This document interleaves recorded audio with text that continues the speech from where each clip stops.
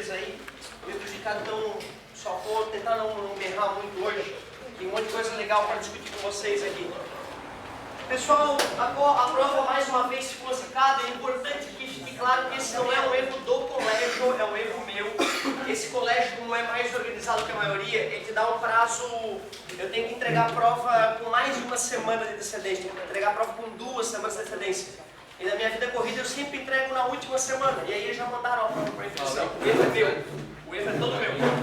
O bom para vocês, como vocês já perceberam, é que a prova que vocês recebem é muito inferior àquela que eu gostaria de cobrar. Então fica uma vantagem. Como tem 3 questões que eu não discuti com vocês na matéria, eu não vou pegar os outros pontos e distribuir, que eu não acho, eu acho sacanagem diminuir o número de questões que tem para trabalhar por incompetência de organização minha. Então eu acho muito mais justo eu te entregar os pontos. Até porque também, né, nosso histórico, como a gente já discutiu bastante, tem bastante gente com nota prejudicada que sirva de repente de um estímulo para tu não temer uma reprovação que possa mudar de postura no que estiver faltando os próximos trimestres e não perder esse ano tão importante aí para ti. Então, meus queridos, olha só, vamos começar com essa na prova. Questão 1. Vejamos a figura abaixo. Nela temos representação de diversas forças que agem sobre o bloco em um plano inclinado. O vetor que melhor representa... Valeu. O vetor que melhor representa a força-peso do bloco, quando é que o peso puxa os objetos, pessoal? Para a terra, né? Para baixo, né? Ó, é só tu pegar um objeto e soltar. Certo? Na direção em que o objeto for, é a força-peso. Toda vez que nós desenhamos força-peso ao fazer o diagrama de corpo livre, né? Ela estava na vertical para baixo. Sempre. Só preciso relaxar as pernas, né? Tu percebe isso. Era a letra C. Eu vou fazer as anuladas, é óbvio. Vou fazer para já te estimular a ver o que tu vai enfrentar nas próximas aulas. Era a alternativa C, mas qual era o vetor? Era o C também. É, o meu estava C. Era A, B, O D, é assim, ó. O D apontava... tinha 2 tipos de prova, de repente. Show. O D apontava para baixo? É, o D apontava mesmo para baixo.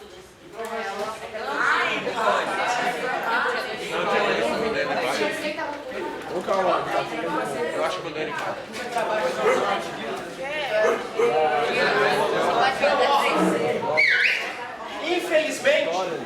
Infelizmente, todas as provas eram o vetor C. O vetor D empurra para dentro do chão, como se a Terra começasse a te puxar inclinada contra o chão quando tivesse uma superfície inclinada.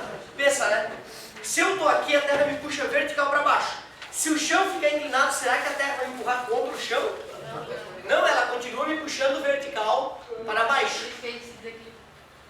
Exatamente. Ela me puxa vertical para baixo, esse peso a gente pode decompor em 2 parcelas. Uma parcela dele me empurra plano abaixo. Esses dias um vídeo no YouTube, né? Inexplicável, caminhão, e não sei quantas toneladas é empurrado por força inexplicável morro acima. Ninguém achou explicação científica para isso. Por que as pessoas podem ser tão idiotas, né? Será que não pode parar um pedreiro lá e botar um nível no chão e perceber que o que parece uma subida é uma descida? Isso já iludiu as pessoas 1 milhão de vezes. Tu olha para um morro, a vegetação e o horizonte dá a sensação de que é uma subida. Mas na prática é uma descida bem suave. E aí então o cara lá todo numa subida, e ele para o carro em ponto morto, o carro começa a subir a subida. É inexplicável. Não, é ignorância física. Se tu botar um nível, se tu botar água, tu vai ver que a água desce sempre. Nunca vai subir. Mas lembra, você já chegou a ver, visitar esses parquinhos de diversão, tem uma casa, a casa que desafia as leis da física, é uma casa que é construída com um chão torto, e aí eles botam então algo colado na parede que parece uma subida, mas é uma descida em relação ao plano horizontal verdadeiro. Aí eles botam água para ver se a água está subindo, mas na verdade é uma ilusão de ótica causada pelo horizonte, certo? Cuidado, a Terra sempre vai te atrair perpendicular em relação ao horizonte. Então não era o vetor D, não era o vetor B, era o vetor C, o peso. Puxa para baixo. É para baixo, vertical para baixo. Tá? Questão 2. Questão 2. Anulado, ganhasse o ponto, mas vamos fazer. Um caixote repousa no centro da carroceria de um caminhão estacionado numa estrada horizontal. Se o caminhão começa a se mover com aceleração de 2 metros por segundo ao quadrado, o coeficiente de atrito mínimo capaz de impedir o deslizamento do caixote sobre a carroceria será, considere que a aceleração da gravidade no local seja 10 metros por segundo ao quadrado. Pessoal, nós não chegamos nesse ponto, seria a nossa próxima aula, falar sobre força de atrito. Força de atrito é uma força fácil de calcular pela fórmula. São duas letrinhas ali, ó. O Mi, uma letra grega, e N de força normal. Lembra da força normal? Que se opõe ao peso? Essa é a força normal. Quer ver? Esfrega as tuas mãos umas nas outras. De levinho primeiro. Olha que gostosinho. Quase uma carícia. Agora espreme uma mão contra a outra e esfrega de novo. Tu percebe que aumentou a força de atrito? Quando eu aumentei a força normal, a força de atrito aumentou. Simples assim. Mas tu concorda que tem materiais que a gente arrasta e ó, como desliza, cara. Agora, se eu com a ponta, já percebo uma resistência maior. Ou seja, o coeficiente de atrito da ponta da caneta com o quadro é maior do que o coeficiente de atrito da bundinha da caneta com o quadro. Me dá materiais aí que tu sabe que tem baixo coeficiente de atrito. Gelo. O gelo, na verdade o gelo tem um mistério ali, né? Quando tu pisa no gelo, ele derrete embaixo de onde tu pisou. Por isso que desliza. Na verdade não existe patinação no gelo, é patinação na água. Só que tu não vê a camada de água que está embaixo do patins do cara. Mas eu concordo, o gelo dá a sensação de escorregadio. Vê se for naquele patins lá que tem só a paradinha de ferro. É aquilo, embaixo daquela paradinha de ferro tem uma lâmina de água. Por isso que ele é fininho, para aumentar a pressão. Se tu pegar gelo e espremer, ele fica líquido, mesmo a menos 10 graus. É por isso que a patinação no gelo funciona. Porque quando a gente espreme o gelo, ele derrete. E depois que o patinador saiu de cima daquela parte do gelo, tu vê aquela aguinha congelando de novo. Fenômeno esse que chama-se regelo. Nome justo, né? Era gelo. Apertou, deixou de ser gelo. Tirou a pressão, voltou a ser gelo. Chama... Muito obrigado. Regelo. É, né? A gente estuda isso, mas a gente vai ver isso depois de novo. A gente vai estudar isso de novo. Se tivesse uma coisa de patinação de gelo seco. Pois é, o gelo seco não tem uma hidratação anômala. Então não funcionaria. Álcool congelado, não funcionaria. Glicerina congelada, não funcionaria. Ferro. Ferro daria para fazer. Só que aí teria que exercer uma pressão tão violenta em cima do ferro para embaixo dele ele fundir, né? Que as pessoas teriam que ser um pouco mais massivas para isso acontecer. Certo? Que viagem, né, cara? Então tu vê, duas substâncias que respeitariam essa característica anômala que a gente fala. Duas substâncias que no estado sólido, ao serem espremidas, vão para o estado líquido. Água e ferro. Ferro é considerado o assassino de estrelas por isso. Quando o ferro vai ser fundido no interior de uma estrela, te falei da tabela periódica, lembra? Que é no núcleo das estrelas que a tabela periódica se formou. Que os átomos que te compõem já explodiram no núcleo de 3, 4 estrelas para tu estar vivo aqui, né? Certo? O ferro é um dos caras que surge já perto do final da vida da estrela. Certo? Tem a ver com essa história da patinação no gelo, muito louco, né? Ô galerinha, força de... Obrigado. Se calcula multiplicando duas grandezas. Uma é a força normal, que é medida em newtons, parabéns pela participação, que é a força que uma superfície faz na outra. Te provei com o arrastar da mão, que aumenta da normal. Obrigado pela participação. E te mostrei que no teu dia a dia, tu tem aquele tênis que escorrega mais, tem aquele tênis que escorrega menos, né? Tem a ver com o coeficiente de atrito. Eu tenho uma dúvida, professor. Fica à vontade, Por que quando o pneu velho e o pneu novo um tem mais atrito e o outro tem menos? Muito boa a tua pergunta. O perigo do pneu velho é, na verdade, ele estar irregular e ter perdido a borracha ter perdido a sua flexibilidade. Certo? Imagina uma borracha que deixou na gaveta há muitos anos guardada e ela foi perdendo um pouco do líquido que ela tinha, e em vez de ficar uma borracha maleável que se dobra em cima da superfície, ficou uma borracha meio dura, ruim de apagar. Então o perigo do pneu velho é ter ficado ressecado e não ficar mais aquela borracha pegajosa. Certo? Então ele vai deslizar mais, então ele perdeu o coeficiente de atrito por suas propriedades químicas terem sofrido alteração. Mas tem um perigo maior. Quando o pneu perde as suas ranhuras, se chover um pouquinho, em vez de o pneu ficar em contato com o asfalto, vai ficar em contato com a lâmina de água. E aí não vai estar andando em carro, vai estar esquiando. Sacou a ideia? E aí fica difícil de controlar o carro. Chama aquaplanagem, quando um carro passa por cima de uma poça d'água. O pneu com as ranhuras serve para a água escoar pelas ranhuras e o pneu continuar em contato com o asfalto. Por isso que pneu careca é risco para a família toda, risco de prejuízo grande em qualquer chuvinha que tiver, certo? Porém, se o pneu ficou careca, mas ainda é novo, a borracha dele ainda está boa, se não estiver chovendo e o asfalto estiver limpo, ele gruda melhor do que o pneu novo. Pneu slick na Fórmula 1, quando não está chovendo, o pneu é totalmente liso. Sacou a ideia? Como que é o pneu de chuva na Fórmula 1? O pneu de chuva na Fórmula 1, ele é justamente aquele pneu nosso, normal, cheio de ranhuras. Só que as ranhuras são mais profundas ainda, para que em alta velocidade a água possa escoar e o pneu possa continuar em contato com o chão. Ótimas perguntas. Muito boa a participação de vocês de novo. E tipo, tem aquelas motos que tem cilindrada maior e ela tem pneu liso. Sim, é isso que eu tô falando. Aquele pneu, ele, tanto que corrida de moto começou a chover, cancela. Aquele pneu é o chamado pneu slick, lisinho. É sério isso? Sim, então ele é lisinho porque se tiver uma gotinha de óleo embaixo do pneu, aquela parte da gotinha de óleo vai perder o atrito, mas todo o resto do pneu ainda vai estar em contato com, certo? Com o chão. Então, se a pista não está suja e não está molhada, o pneu liso vai ser melhor do que o pneu com ranhura. Mas como a gente não pode ficar trocando de pneu todo dia, né? Choveu, vou fazer um pit stop e trocar os 4 pneus. Não dá no dia a dia, então a gente faz um pneu que vai funcionar bem na pista molhada e na pista seca. E a tecnologia de pneus é uma coisa impressionante, pode estudar a tua vida toda essa tecnologia se tu quiser. Pode ser engenheiro especialista em borracha de pneu ou em ranhura de pneu. Foda, cara. A Michelin estava esses dias, eu vi uma propaganda da Michelin, não sei se era Michelin. Dois caminhões, um com pneu especial para chuva, outro com pneu normal. E fazendo curva. O pneu que não estava com pneu especial de cavalinho já andando de lado na curva, com pilotos experientes, tudo controladinho, né? E o outro caminhão andando normal. Outra, pneu com economia de combustível. 2 caminhões idênticos, bota em ponto morto e deixa eles rolar até o final. O caminhão que está com pneu especial para economizar combustível vai muito mais longe do que o caminhão que está com pneu normal. Então tu vê, cara, hoje o pneu economiza combustível, além de salvar a vida na chuva, sabe, ter mais durabilidade. Desculpa a demora, cara. Legal! Isso é uma outra coisa que eu ia falar para vocês. Vocês perceberam que quando a gente quer lubrificar uma superfície para ficar deslizando, a gente coloca óleo, certo? A água pode ser também, né? Só que a água pode acabar enferrujando a superfície, por isso que dá preferência por óleo. Perfeito, porque é mais barato e sujar as pessoas de óleo, ela não poderia voltar para a piscina, sacou? Galera, ó, quando a gente tem um objeto em cima de uma superfície, quando tu passa a mão tipo nessa superfície, parece que é lisa, né?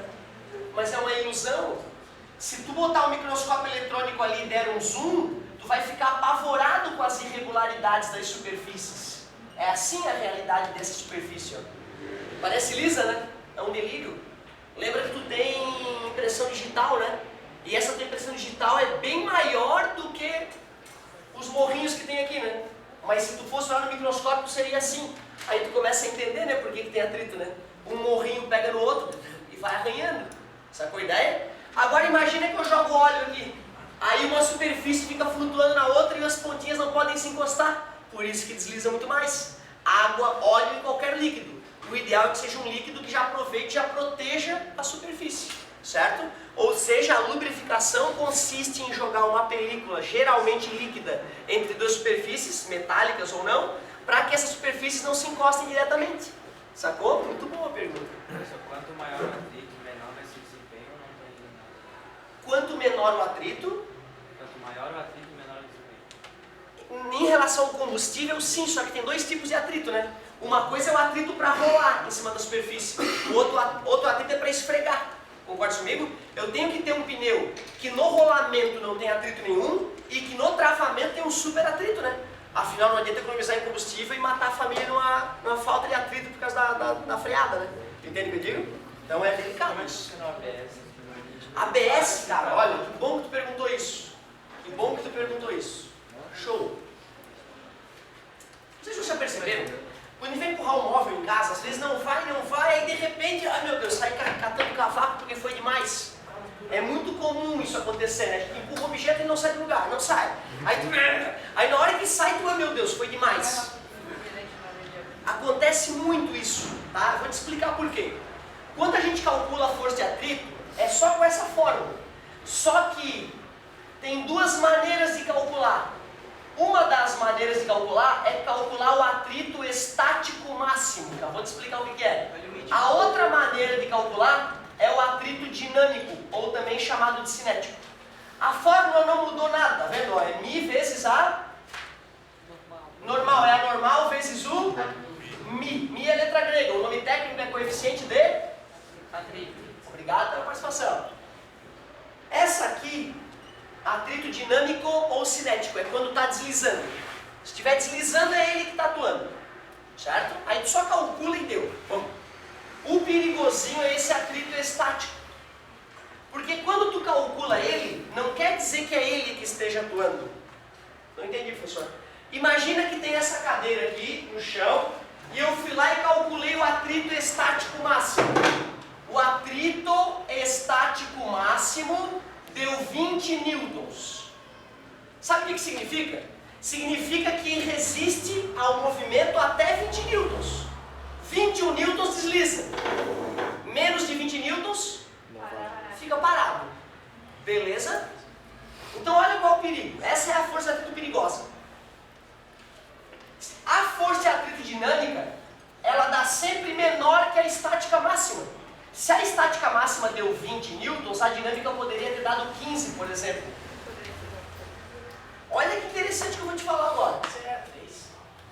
Não, a gente parou de fazer a questão. A gente começou a filosofar sobre força de atrito. Virou uma aula de força de atrito. Foda-se a prova.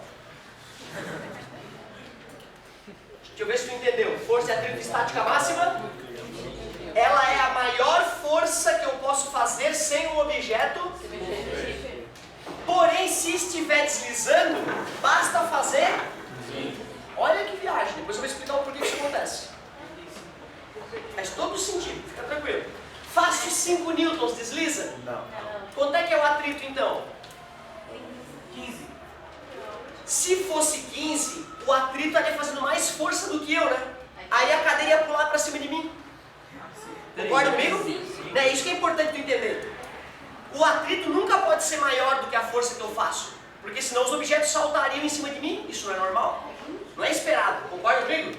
Então se eu faço 5 newtons e o objeto está parado, o atrito tem que ser... Claro. Então o atrito Qual é? Está parado, qual é a força resultante? Se eu faço 5 para lá, o chão tem que estar fazendo... Faço 7 newtons, anda? Quanto é que é o atrito? Entender essa ideia. O atrito Essa é a parte perigosa do atrito, cara. Eu faço 16, anda? Não. E o atrito é quanto? 16. É estático ou é dinâmico? Estático, tá parado. 19 newtons. Parado. E a força de atrito é? Entender esse bicho. 20 newtons. Tá quase, soltei um pum. Tá entendendo? Se deu 20,1, desliza. Sacou? 20 e um pumzinho, desliza. E quando começa a deslizar, o atrito cai pra quanto? Cai pra 15, cara. Vamos entender por que o atrito vai até um valor mais alto e de repente cai? Então tu vê, fala. Como é que a gente vai estipular esse valor máximo? Isso é medido em laboratório. É assim que a gente calcula o Mi estático e o Mi dinâmico, fazendo medições em laboratório. Eu vou te fornecer esses valores. Eu só queria te mostrar a parte perigosa. Porque não é perigoso multiplicar, entendeu? O perigoso é tu calcular e depois interpretar. Eu tenho certeza que se eu der esse valor e esse valor para vocês, vocês multiplicam e acham 20. Se eu te der esse valor e esse valor, tu multiplica e acha 15. Eu queria que tu conseguisse usar esses resultados para pensar na questão. Era isso que eu estava trabalhando com vocês. Fala, meu querido. Eu tenho uma dúvida. Fala. Desculpa, cara. Peraí. Eu acho que eu vi isso em algum lugar. Quando eu estou em movimento, a tendência é a coisa ficar mais leve, não é? É a inércia, o efeito da inércia. Sim, aí ela pode vai dar a ficar... sensação que é o atrito que diminuiu. Mas não é exatamente isso. Eu vou explicar porque o atrito diminuiu. Tá, vamos supor que esse tá com peso. Eu vou arrastando ele, mas a força inicial não é mais a mesma porque a massa pode ter diminuído do objeto e quando ele está em movimento ele diminuiu a massa? Não, teria o gasto de combustível, mas é tão irrisório que a gente ignoraria isso. Tá? Eu vou te explicar por que o atrito diminui. O professor, se o peso do objeto influencia na estática? Influencia porque a normal muda. Quanto mais massa o objeto tem, maior é a normal. Concorda comigo? E aí mais as irregularidades ficam engatadas uma na outra. Sacou? E olha como é fácil entender por que o atrito estático máximo é sempre maior que o atrito dinâmico. Porque quando está parado, as irregularidades estão travadas uma na outra. E depois que começou a deslizar, elas não travam mais, elas estão quicando uma sobre a outra. E eu vou te provar. Eu vou pegar a cadeira e vou travar ela numa ranhura dessa. Aí, ó, tá vendo? Travou na ranhura, sacou? Isso é um atrito estático. As irregularidades microscópicas engataram uma na outra. Aí tu vai lá e... Pode até fazer mais força. Tá vendo? Eu tive que fazer tudo que eu tenho de força para poder deslizar. Só que se eu passo rápido por cima, quica uma irregularidade em cima da outra e não trava. Sacou a ideia? E por isso que às vezes a gente empurra, não vai e de repente sai catando cavaco. As irregularidades estavam lá e soltou as irregularidades. Começa a quicar uma na outra. Isso é mensurável em laboratório, certo? É só por isso que a gente sabe que o atrito estático máximo é sempre maior. Mas eu só comecei a falar disso porque me perguntaram como é que funciona o ABS. ABS é um sistema de freio anti-bloqueio, sistema anti-bloqueio em inglês, certo? ABS. Anti-bloqueio porque se a roda bloquear e começar a deslizar, o atrito cai porque vira o atrito dinâmico. Concorda comigo? O ABS nada mais é que um sensor que quando detecta que a roda vai começar a travar, ele libera um pouco o freio, tu acredita, para poder frear melhor? Ele solta um pouquinho o freio e aí volta a dar uma travadinha e a roda vai quase sempre travando, mas não trava. Ou seja, eu estou sempre usando o atrito estático máximo. Porque se eu passo do atrito estático máximo, a força de atrito cai e passa a atuar a força de atrito dinâmica. Então o freio ABS está sempre usando a força de atrito estática máxima, não deixa deslizar o pneu. É por isso que ele funciona, é assim que ele salva a vida. E quando tu escuta ele funcionando, cara. Tu sente o pedal afrouxando, entendeu? Por mais que tu atoche o pé no fundo, ele não vai deixar a tua roda travar para que a roda não deslize. Outra, quando a roda travou, tu virou passageiro, mesmo que tu vire o volante, o carro vai reto. E se a roda estiver girando, não, tu tem controle, então tu pode pisar no freio e tirar o carro da batida, certo? Então é absolutamente indispensável ao comprar um carro, se tiver a possibilidade com ABS, porque muda totalmente a chance do leigo se salvar. Porque se é um motorista de rally, ele sabe que atocha o pé, depois ele tira o pé e faz a manobra, certo? Agora o leigo não tem condição de fazer isso, ele vai meter o pé e ele morre, fecha o olho ainda, se bobear, certo? Então o ABS ele é fundamental. Obrigado pela pergunta. Tudo isso vocês vão ver com calma, tá? Tudo isso de força de atrito vocês vão ver com calma, tá? Fica tranquilo. Agora, meu Deus, depois disso tudo, essa questão aí já não vou desanular ela agora. Agora que vocês já sabem fazer ela. Eu tô brincando. Eu não aprendi. Eu sei, vocês faltavam desanular depois de aula, depois da questão, ó, agora tá valendo. Ó, meu querido, negócio é o seguinte, vamos fazer essa questão só pra gente não atrasar muito a nossa correção, que tem mais coisa pra discutir. Olha o que dizia a questão. Caixote repousa na carroceria do caminhão. Aproveitar toda a minha habilidade artística, eu vou fazer o caminhão. Olha só. Lá está o caixote na carroceria. Diz que a aceleração do caminhão é 2 metros por segundo ao quadrado.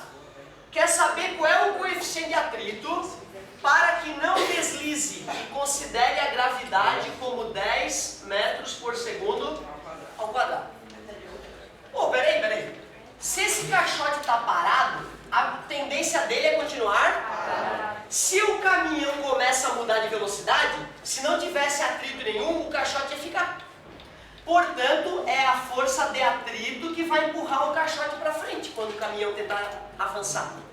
Só que essa força de atrito vai ser a própria força resultante. Como é que se calcula a força resultante? M vezes A. E força de atrito? Mi vezes a normal. No caixote, o peso e a normal são o quê? O peso e a normal no caixote? Mesma coisa. São iguais, porque se a normal fosse maior, o caixote ia começar a subir.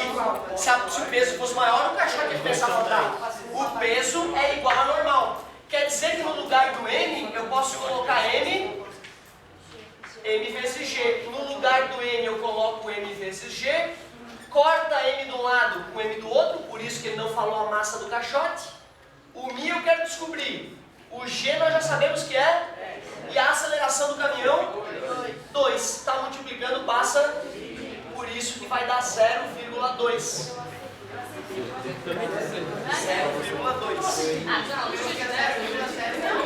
Não, ó, não tem. Ah, não, já mandou isso certo. Era 0,01, 0,02, 0,05, 0,1 e 0,2, que era outra, ó.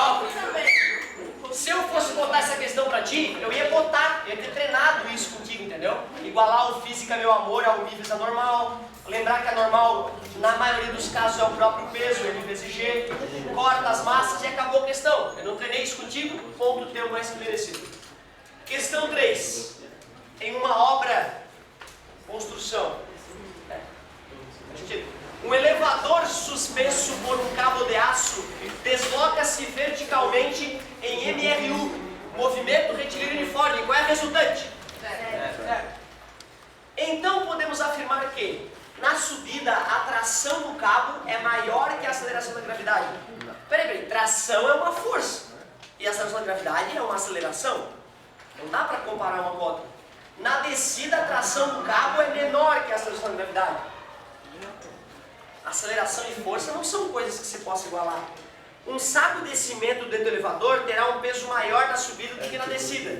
Se ele está em MRU, a resultante é 0 e é o mesmo que estar em repouso. A tração do cabo é a mesma na subida e na descida. MRU, a força resultante é? Então a tração no elevador tem que ser igual ao peso, né? O tempo inteiro. O peso tem que ser igual à tração, para que a resultante seja 0. Na subida ou na descida, MRU, resultante 0. Era só o que precisava saber para matar a questão. A tração do cabo é a mesma na subida e na descida. Resultante 0.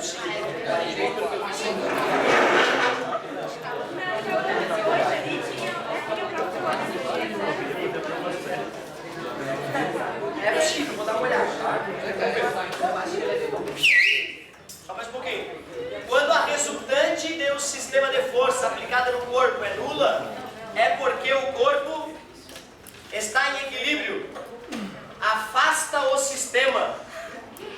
Muda de direção de deslocamento. A força resultante 0 está em repouso ou em MRU, que é o chamado equilíbrio. Estar em equilíbrio é força resultante 0. Está se movimentando? Até pode, desde que seja em velocidade constante, mas não falou como. Se movimenta com velocidade igual a 0. Mas isso é uma piada. Ó, vou me movimentar com velocidade igual a 0.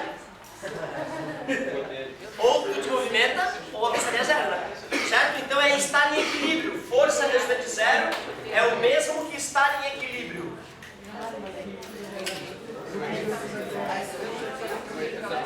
Olha, pelo menos eu tirei 3.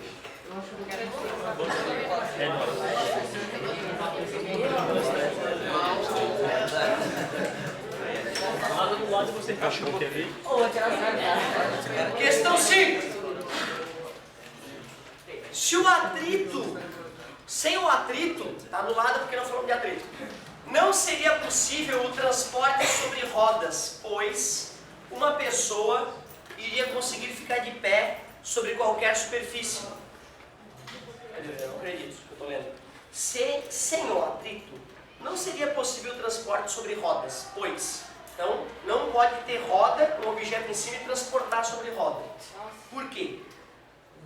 Pois uma pessoa iria conseguir ficar de pé sobre qualquer superfície. Uma coisa tem a ver com a outra. E as pessoas não poderiam ficar em pé. Porque quando eu estou em pé, qualquer alteração no meu centro de gravidade exige atrito para compensar. Aí o primeiro escorregadinho, a primeira inclinação para o lado, ia ser aquele pacote, sabe, que o pé sobe, a pessoa cai ali. Então não tem como, não dá para ficar de pé com atrito. B. O atrito não influencia em nada no transporte sobre rodas. Para a coisa depois que começou a andar. Outra, como é que fazer ela andar? Se a roda vai girar em falso, já que está sem atrito. Nem o carro, sabe, uma poça de óleo, o carro sai patinando. Um automóvel não iria conseguir andar. E se esse automóvel fosse empurrado, ele não iria parar. Não tem atrito. Quem acertou merece bônus, hein? Quem acertou merece bônus.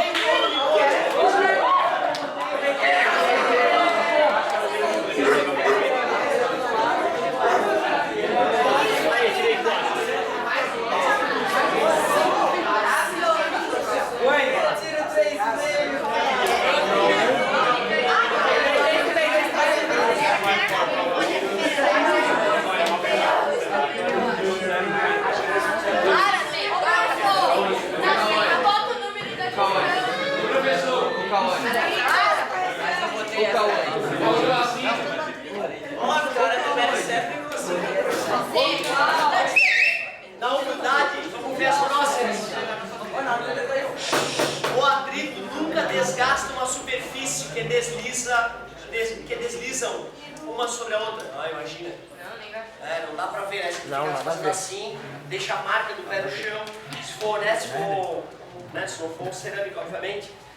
Os seus brinquedos, né? Só tu olhar nas partes móveis, como vai afrouxando, como vai desgastando. A borracha, que ela diminui. É uma alucinação? Claro que não, é um atrito. A força de atritos tem sempre o mesmo sentido do movimento. Depende qual. O atrito dos pés com o chão, realmente, é o sentido do movimento, mas o ar empurra para trás, né? O ar me atrapalha. Certo? Um dia com o vento até que tem dificuldade de fazer aquela esquininha. Ele já pegasse a ventania nessa esquininha aqui? Uma vez, quase eu cheguei a me equilibrar de novo. Pelo amor de Deus. Só dá com a moedinha no bolso.